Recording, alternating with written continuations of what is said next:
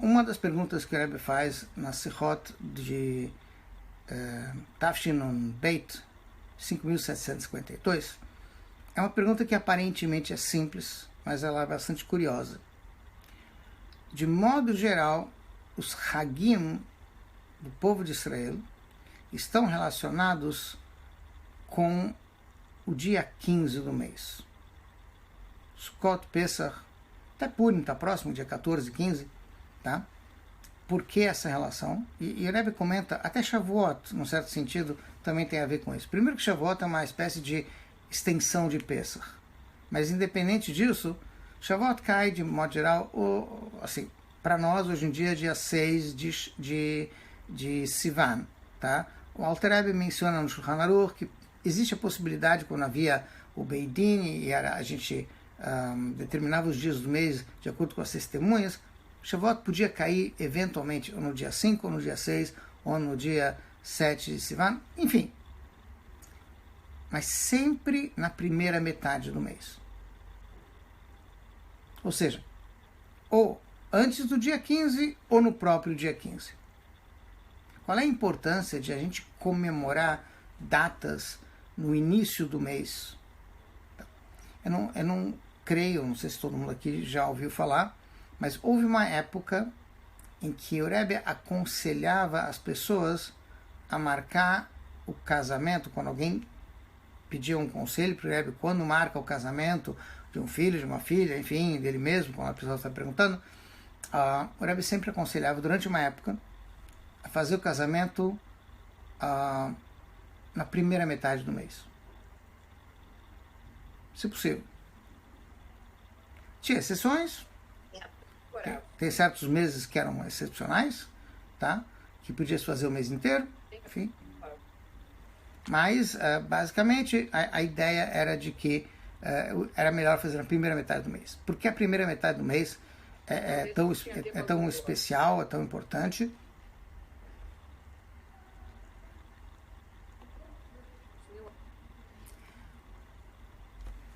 Porque a primeira metade do mês é quando...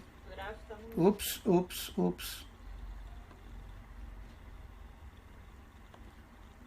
Perfeito. Vamos lá. A primeira metade do mês é quando a lua está crescente. Até a metade do mês. Na metade do mês, ela fica cheia. Sim? Muito bem. Na segunda metade do mês, a lua já é minguante. Ela está diminuindo. Tá? Então, de uma certa forma, a ideia de que é importante fazer o casamento na primeira metade do mês, os Hagim vão no máximo ou no início do mês ou na metade do mês, é porque nesse período, nesse momento, é o momento em que a lua está crescendo. Tá? E aqui vem a famosa pergunta que a gente sempre faz questão de perguntar, e eu com isso. Daí que a lua está crescendo. Tá? Então nós encontramos em vários lugares que o povo de Israel é comparado com a lua. O calendário judaico é basicamente um calendário lunar, porque os meses do ano judaico são meses lunares, tá certo que a gente também tem que coincidir com os meses solares por causa de Pesach, mas basicamente cada mês judaico é um mês lunar. Por que isso? Porque a Israel é comparado com a lua, assim como a lua não tem luz própria, ela brilha porque ela reflete a luz do sol, assim também a Israel reflete a luz de Hashem. As pessoas olham para a gente e esperam encontrar na gente a luz de Hashem. Esse é o povo escolhido por Hashem, essa é a terra que Hashem escolheu. Então, o brilho de Hashem tem que refletir na gente e a gente tem que transmitir isso para os outros. Então, a gente é comparado com a lua. Obviamente, a gente prefere ser comparado com a lua quando ela está crescente, quando a luz está brilhando mais, e não quando ela está minguante, quando a luz está diminuindo. Muito bem. Então, a pergunta simples que o Alter Rebbe faz, que o Rebbe faz, é Yutet Kislev, Be'ashgacha Pratit, tudo bem, aconteceu de ser a data em que o Alter Rebbe saiu da prisão, mas é na segunda metade do mês, é quando a luz da lua está diminuindo. Sim? Então, por que Hashem fez desse jeito? Aparentemente, é num período minguante, em que a gente está refletindo menos, está em diminuição. Tá. Outro detalhe, só para eu esclarecer que eu não fui claro talvez, a orientação do Rebbe de fazer casamentos na primeira metade do mês durou um tempo, os primeiros anos da Nesiut, mas depois o Rebbe disse quanto antes melhor. Ou seja, o Rebbe não colocou limitações de data de casamento, porque quanto antes melhor, até porque muitos casais, infelizmente, quando adiam muito a data do casamento, pode acontecer de ficarem muito próximos quando não precisavam ficar tão próximos. Podia se esperar um pouquinho, então quanto mais cedo, melhor. Essa foi a orientação do Rebbe. Enfim, o lado positivo é que parece que isso foi por um motivo negativo, motivo não muito bom, mas na prática isso quer dizer que todos os dias são bons. No final das contas, acaba que tudo é bom. Não é só esse pedaço, não, aquele pedaço, todos os dias são bons. Muito bem. A pergunta que o Rebbe faz, então, é por que o Tet Kislev cai na segunda metade do mês. E o Rebbe acrescenta uma coisa curiosa. A metade, se o mês judaico fosse assim, 1, 2, 3, 4, 15, e depois 14, 13, 12, 1, tudo bem.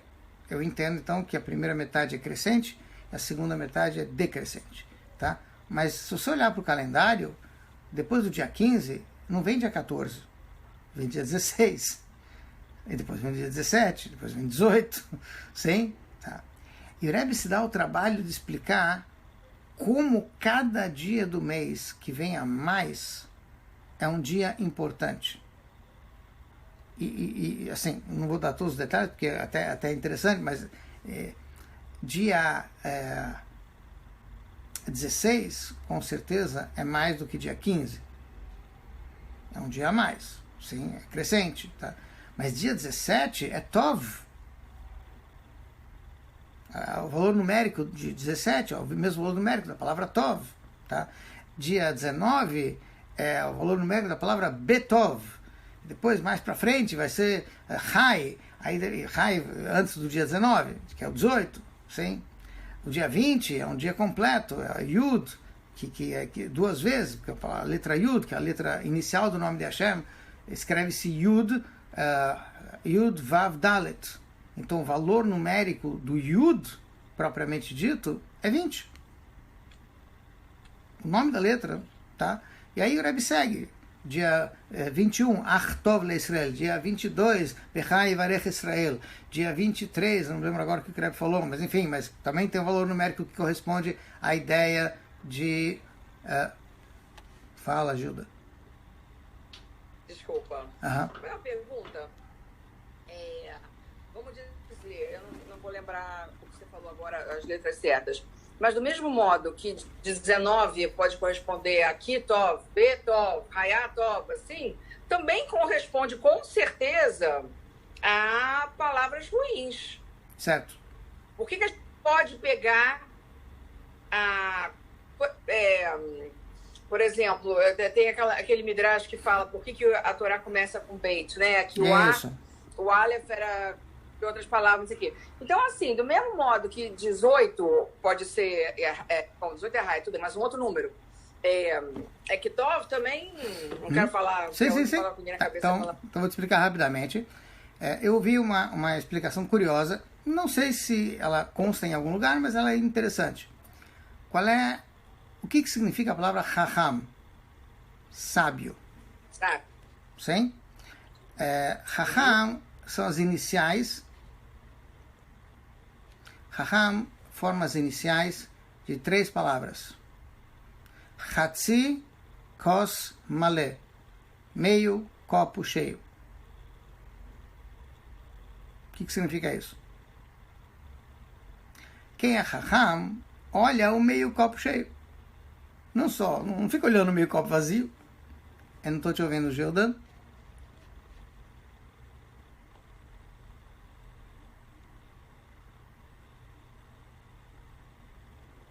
Hello? O conceito de meio copo cheio já existia, meio copo vazio já existia na época do Talmud? Eu acredito que sim. Eles também tomavam água naquela época. Não, eu sei, mas é um enfoque. Não, o que eu quero dizer é, mesmo se a explicação não é da época do Talmud, você encontra isso na Gemara. Masechet Psachim, logo no início,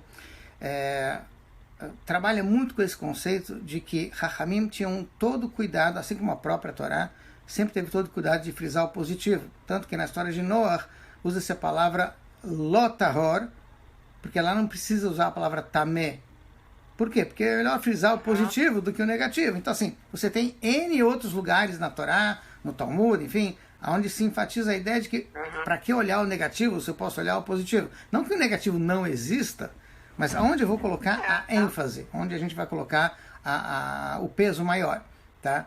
Enfim, então a conclusão, pelo menos da ideia do Rebbe, é de que os dias seguintes ao dia 15, eles são crescentes. Então a pergunta agora é outra. Tá bom que eles são crescentes, mas a gente sabe que...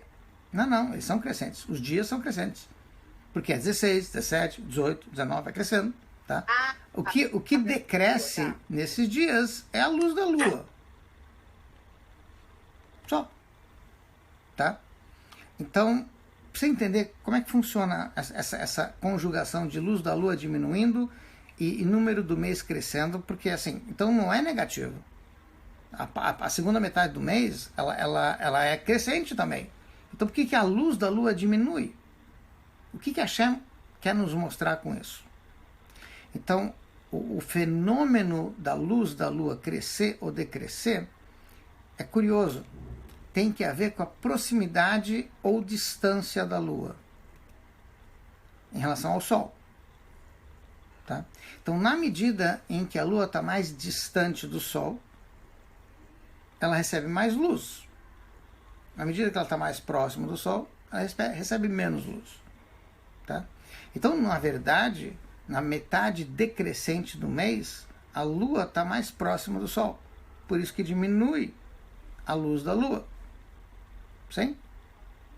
E o Rebbe explica isso de uma forma curiosa. Existe na natureza, da forma como Deus criou o mundo, sempre o conceito de mashpia e mekabel. Tem o doador e tem o receptor.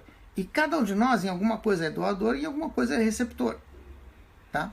Então, isso existe em toda a criação. Dentro da criação, a relação entre doador e receptor, mashpia e mekabel, funciona assim. Quando o doador está muito próximo do receptor, o receptor ele se anula. Porque ele está recebendo. Sim? Quando o receptor se afasta do doador, quando o mekabel se afasta do mashpia, ele consegue ser mashpia também. Ele consegue ser um doador também. Tá? Então, aqui a ideia por trás de Yutet Kislev, colocando de uma forma bastante resumida, seria a seguinte. Em Yutet Kislev, que é na outra metade do mês, como a gente falou antes, a lua está mais próxima do sol. A gente está mais próximo de Hashem. A revelação de Hassidut aproxima a gente da essência de Hashem. E aí a gente fica mais batel. A gente fica mais, por assim dizer, mais anulado perante Hashem. Por isso que a luz da gente diminui. Mas isso não diminui a grandeza de cada um. Por estar mais próximo de Hashem, eu tenho mais forças de, eventualmente, mais adiante, ser mashpia. Sim? Ou seja, a ideia de que a revelação de Hassidut, que acontece no final do mês de Kislev, que está ligado com a outra metade do mês, que é o mês em que, na hora que diminui a luz da lua, significa que com a Hassidut a gente está mais próximo da essência de Hashem. E isso, na verdade, é um reflexo do que vai acontecer na época de Mashiach.